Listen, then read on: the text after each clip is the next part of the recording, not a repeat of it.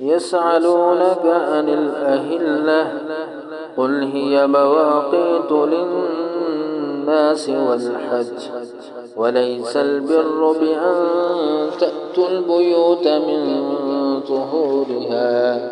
ولكن البر من اتقى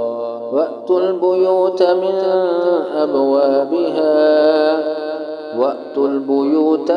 أبوابها واتقوا الله لعلكم تفلحون وقاتلوا في سبيل الله الذين يقاتلونكم ولا تعتدوا إن الله لا يحب المعتدين واقتلوهم حيث ثقفتموهم وأخرجوهم من حيث أخرجوكم والفتنة أشد من القتل ولا تقاتلوهم عند المسجد الحرام حتى يقاتلوكم فيه فإن قاتلوكم فاقتلوهم كذلك جزاء الكافرين فإن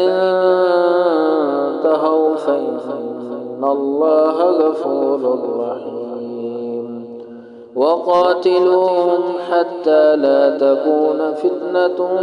ويكون الدين لله فإن انتهوا فلا عدوان إلا على الظالمين الشهر الحرام بالشهر الحرام والحرمات قصاص فمن اعتدى عليكم فاعتدوا عليه بمثل ما اعتدى عليكم واتقوا الله واعلموا أن الله مع المتقين وأنفقوا في سبيل الله ولا تلقوا بأيديكم إلى التهلكة وأحسنوا إن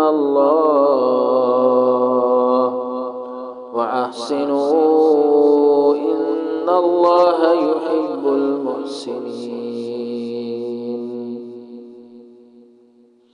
وأتموا الحج والعمرة لله فإن أحصرتم فما استيسر من الهدي ولا تحلقوا رؤوسكم حتى يبلغ الهدي محله فمن كان منكم مريضا أو به أذى من رأسه ففدية من صيام أو صدقة أو نسك